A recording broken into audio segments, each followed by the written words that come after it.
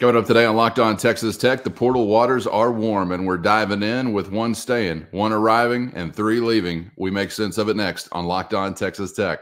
You are Locked On Texas Tech, your daily podcast on the Texas Tech Red Raiders, part of the Locked On Podcast Network, your team every day. We're going to start this thing off right. Raider!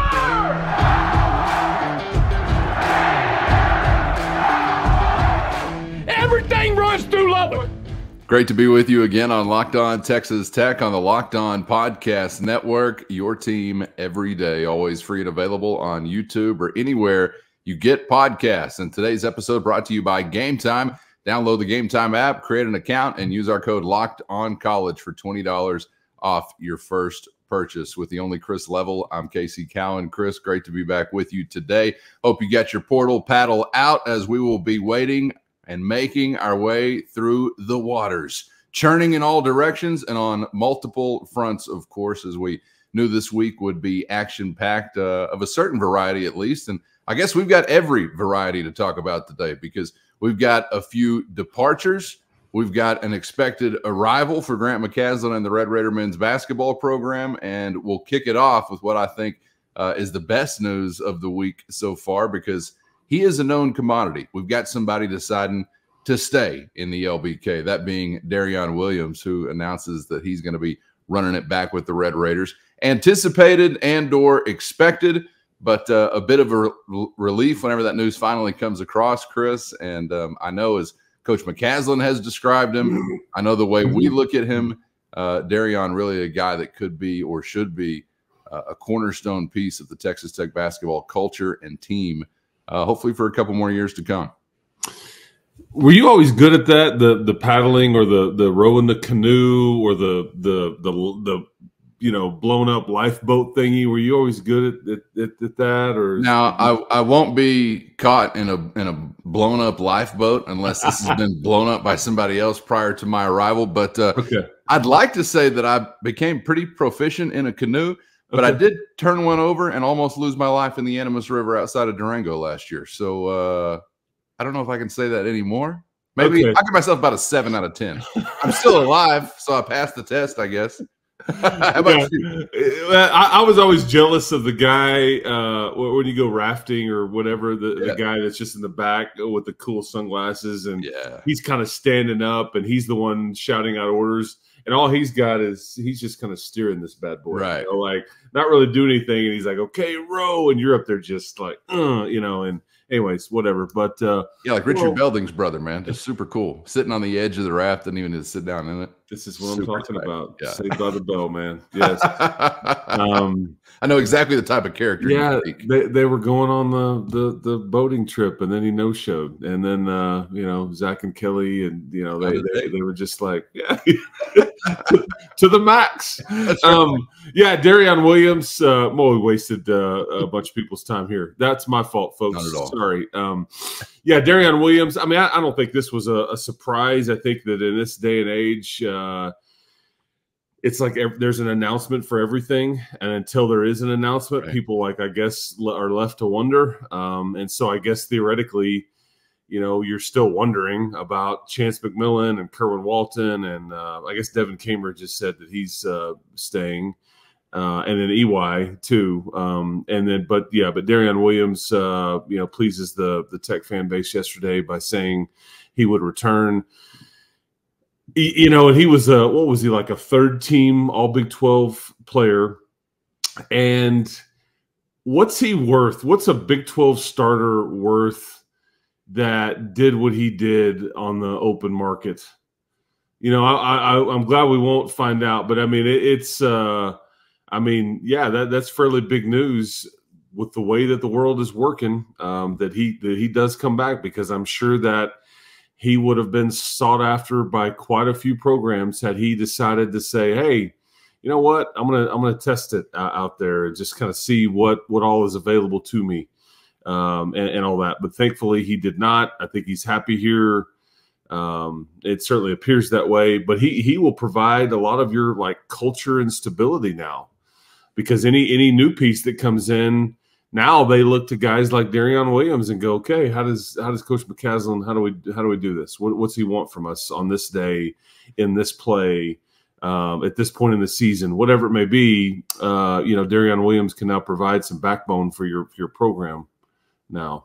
Yeah, no question. And he's one of those guys that I think is a great example also as to what the program can do for a player. He was not a like off the radar guy. I mean, he was a conference freshman of the year, for crying out loud. So it's not like he wasn't getting any attention whatsoever or was a total unknown. But whenever he's brought to Texas Tech, you kind of notice that and you wonder, okay, does that translate to the Big 12 conference? Do we continue to see sort of an ascension as a player? Well, we got his best year yet, I would think, of his basketball career, and hopefully a heck of a lot more to come. Certainly surpassed my expectations, Chris. I had somewhat high hopes as to what he could be, but I thought he'd be a piece, and really down the stretch, he wound up being a star. I mean, he was your piece, the piece that was really kind of, going back to the paddle euphemisms, rowing your boat, and he did not leave you high and dry. So I think he was also a great example of, man, what Coach McCaslin and his staff and company can do for a player as far as bringing them along if they are coachable, committed to the process, committed to defending, etc. So I really wanted to see this play through, and he'll have obviously another opportunity to seek fortune and basketball fame elsewhere if he wants to. So I hope we continue to see this through year after year. But I'm glad he made the decision this time around, at least, because I really think this is, to borrow a phrase from the football program, which we'll get to in just a moment, Darion Williams is the brand kind of basketball player. Yeah, and I think you make a great point. I think Texas Tech did so much for him too, and giving him a bigger stage in a much more difficult league and all that. And I think this clearly worked. Yeah, he is somebody that, and we'll get to what else they've done from outside the program. But it's like there's kind of a blueprint here, and Darion Williams is kind of the blueprint of the kind of guy you're looking for out there from a portal entry standpoint, and because you're going to get to hopefully grow old with him a bit, and he's going to be here a while. Hence the culture piece, hence the development piece, all those things. But it's a nice fit. Yeah, no question about it. And let's go ahead and get to the one arriving or soon to come, that being Drake transfer. Kevin Overton was I love the Drake. Everybody loves the Drake.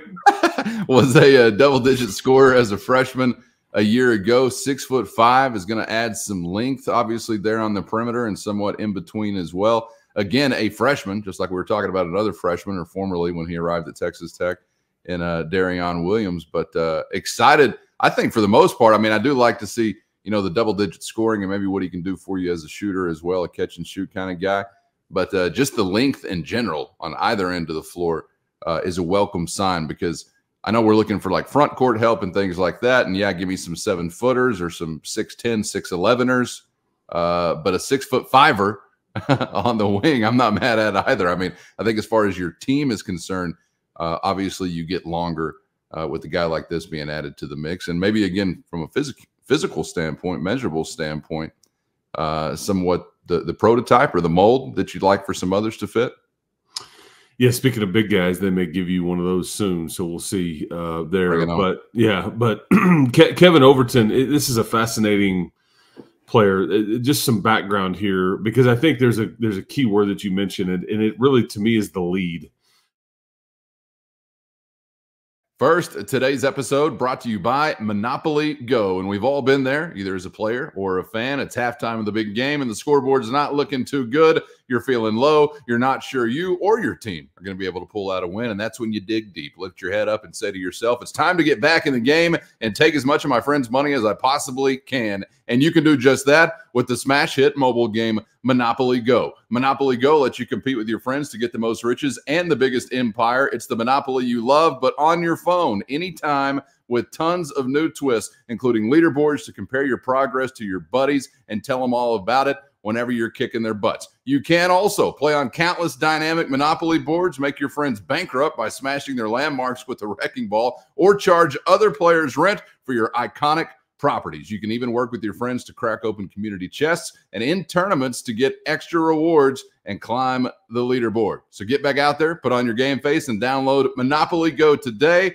for free in the App Store or on Google Play. Because I think there's a key word that you mentioned, and it really, to me, is the lead. And I don't want to bury it, but we'll get into some context here. This is somebody from Oklahoma City originally. I think that as a player, he's a lefty.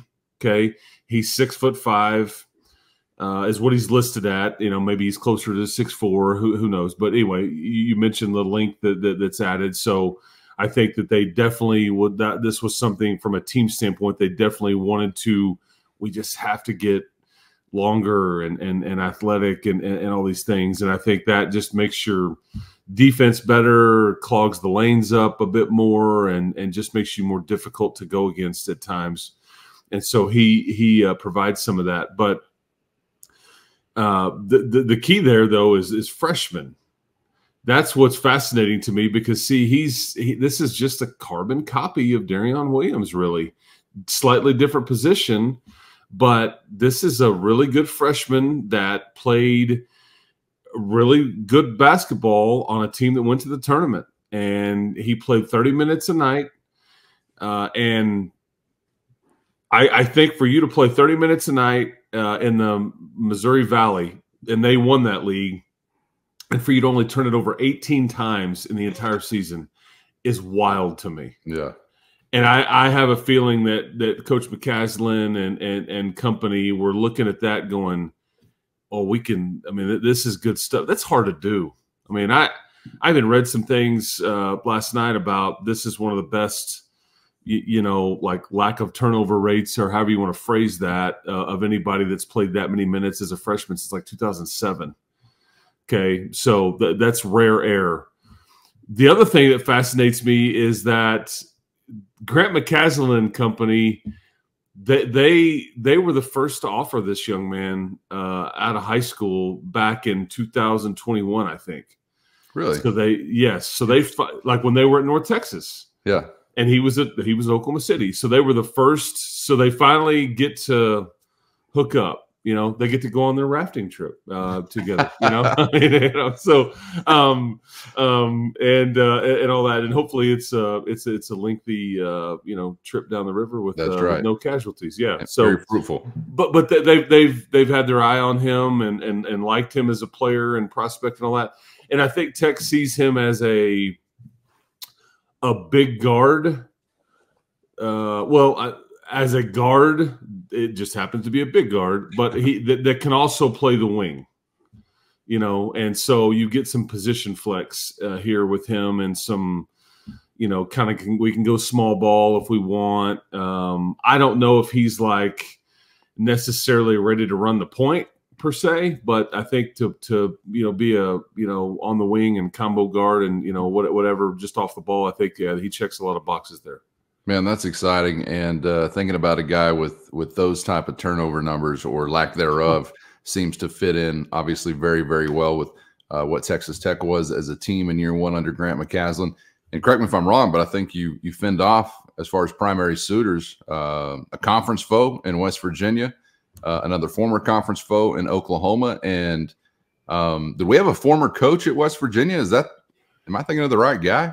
His former coach, Jared DeVries. Okay, is the head coach. I didn't know if he's an assistant or what. Head coach. No, he's the head coach, and so, a lot of folks kind of connected those dots. I think that Kevin Overton even had said the other day, I'm not ruling out a return to Drake either. But yeah, you have his previous head coach that took the West Virginia job. And then took his son with him, and his son was one of the best portal entries that there was. And then you've got the Oklahoma and Oklahoma State connections because that's where he's from. He's from Oklahoma City right there. So that would have made some sense on coming back closer to home. But I think this checks some boxes too because it does get him closer to home. It does get you're more of an established situation with your program. You're not going to the SEC if you're going to Oklahoma, and then I think Oklahoma State is just totally rebuilding and starting over. Yeah. And so, I don't know his exact reasoning, but this one kind of fit. This one kind of got connected here rather early in the process, and it just seemed to, But hey, these turnover numbers, like Pop Isaac's 86, Joe Toussaint 76, Darion Williams 54, Warren Washington had 38 turnovers. Robert Jennings had 27. I mean, it's just wild to be like a player with the ball in your hands a lot and have that few of mistakes.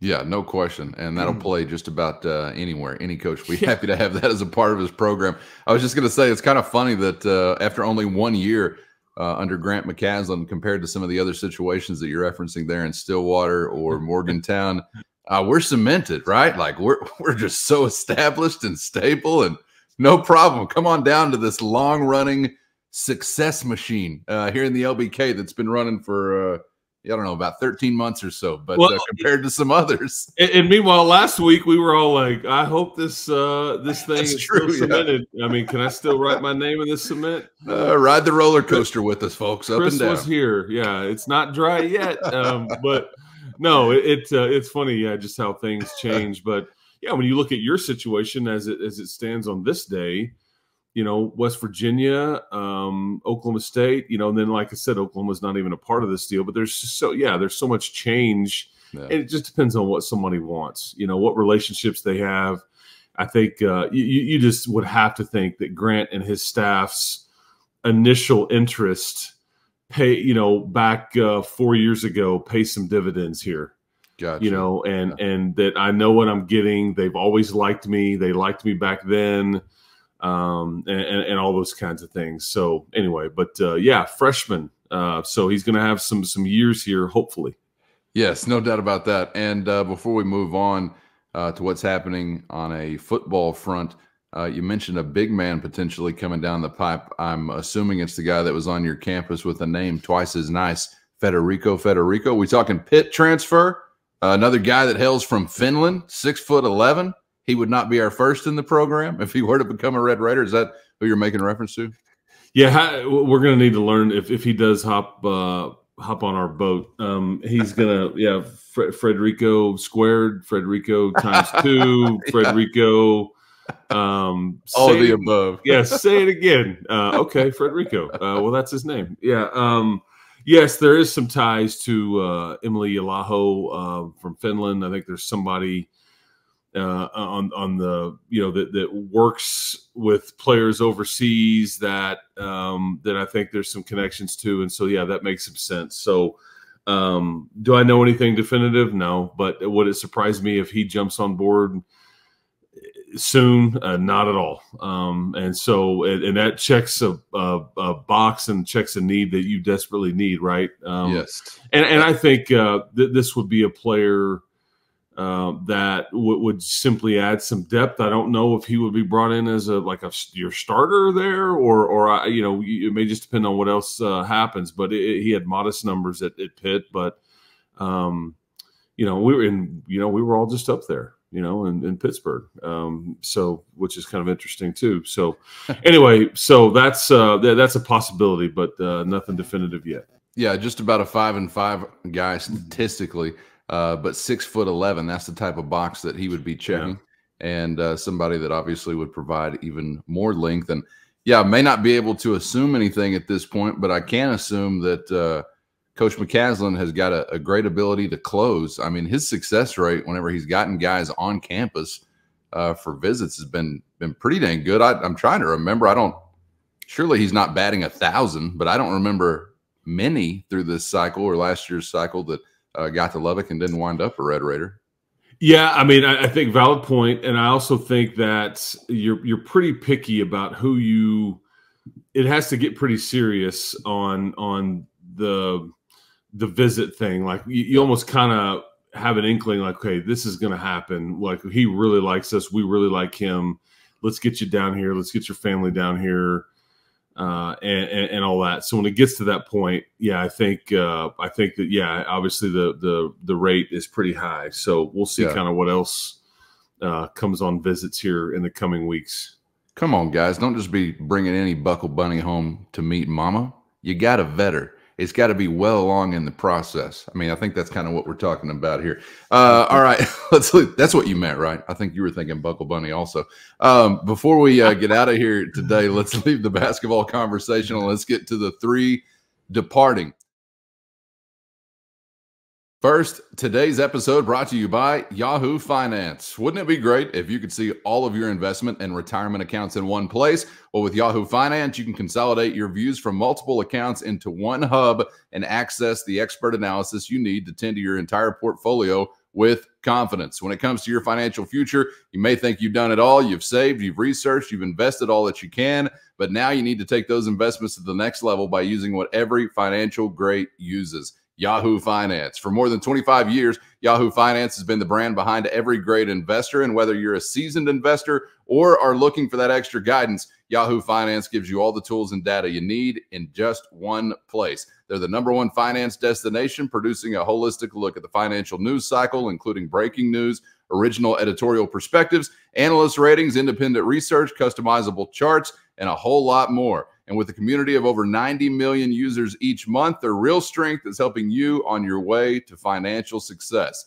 So for comprehensive financial news and analysis, visit the brand behind every great investor at yahoofinance.com, the #1 financial destination. That's yahoofinance.com, yahoofinance.com.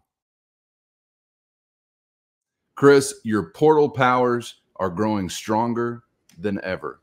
Your portal powers of prediction, because you didn't outright say this, but I felt like if we were in the same room, you would have had me by the shirt collar yesterday, throwing cold water in my face, smacking me around saying, watch the running backs. I think that was the general gist of some of our conversation. And lo and behold, what do we see? Well, a pair of them enter the transfer portal. Now, at the top of your running backs list in Taj Brooks, we know what he is, but a lot of our conversation this week so far had really kind of spun around, I guess, the impact, if I'm interpreting this correctly, of Cameron Dickey, who has shown up on campus and made that room even more crowded than it was.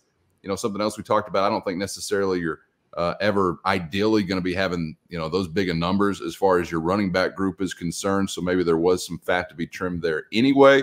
But we do see Bryson Donnell and Anquan Willis enter the transfer portal. And then a guy on the other side of the football, a defensive tackle, and Trey Darius Brown also adds his name to that list. So kudos to you for your prediction powers being on point as it comes to fruition there with the ball carriers.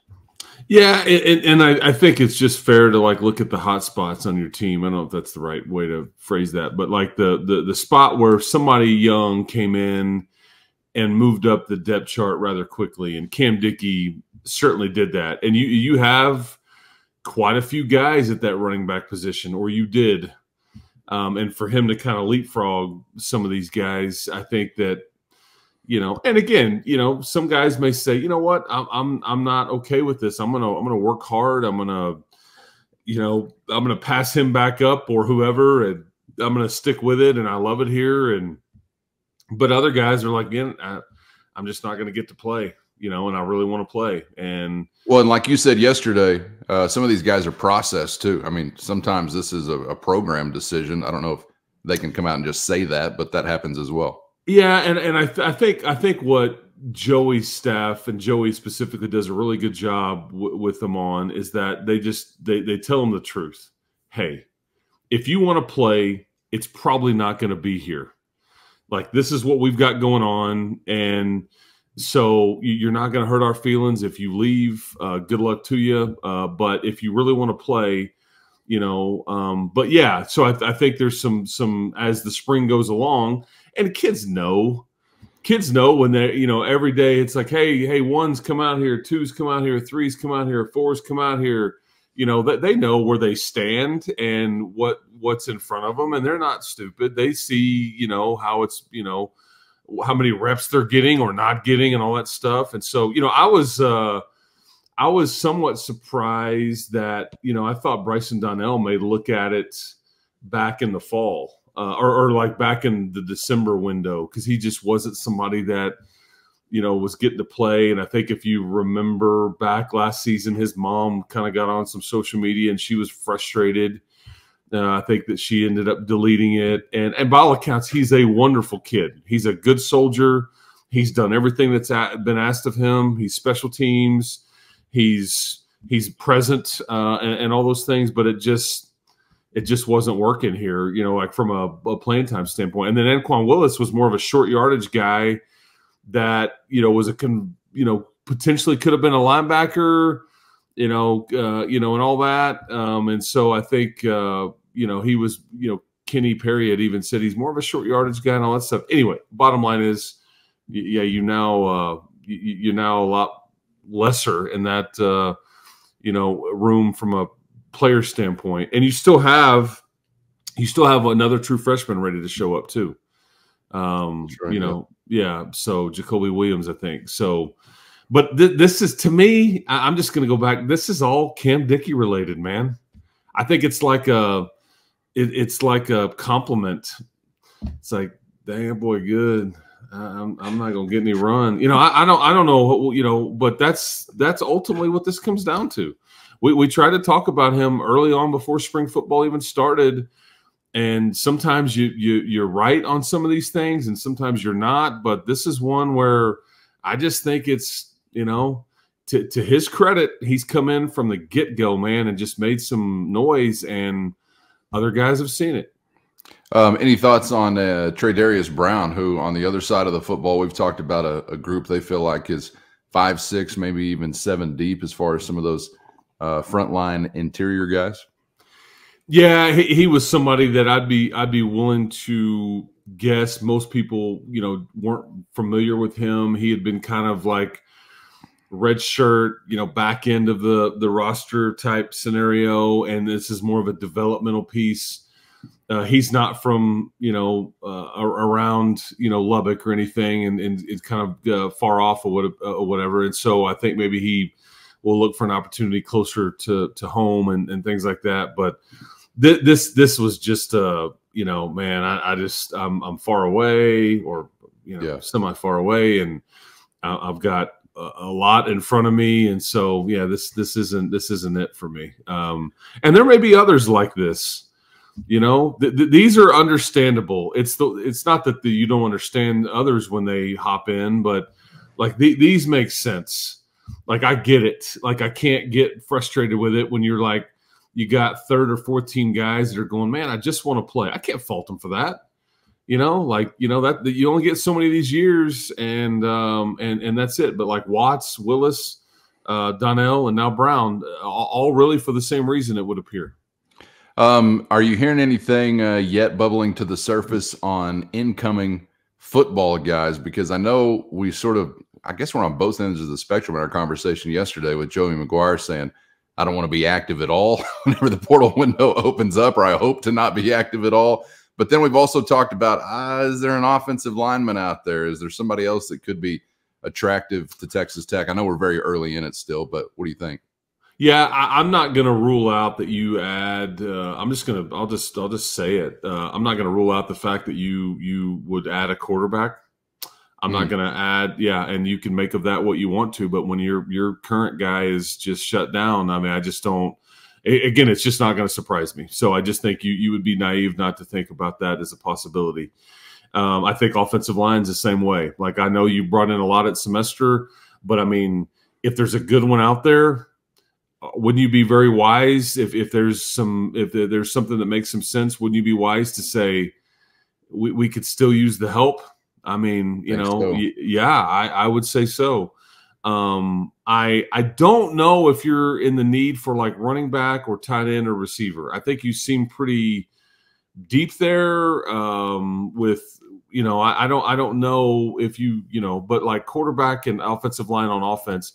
Defensively, I'm going to say if there was a DB out there, maybe specifically a cover guy that, had some position flex to him, a la Cam Watts, I wouldn't rule that out either. And I think if there was maybe like a no-brainer edge guy. Now, I'm giving you some of these are pie in the sky scenarios. Like you're not going to just go take any quarterback or any edge rusher. I'm saying if there's something that makes sense and all that, I don't think that they would rule that out, or I think they would maybe check in on it, kind of thing. Just, again, due diligence. But those would be the positions that I would say would certainly make some sense that you could use some help at if it was available. All right, saying through the hourglass and whatnot, the portal window and world continues to turn, and we'll be here to discuss the latest, whatever the next days and weeks shall bring. Appreciate the time and insight as always, Chris, and looking forward to the next episode tomorrow. We'll see you then. Enjoy your Wednesday, people. Appreciate it, and we'll talk to you tomorrow. Make sure you're subscribed on YouTube or anywhere you get podcasts so you never miss a thing. Thanks for being out there, and we hope to see you back for the next round on Locked On Texas Tech.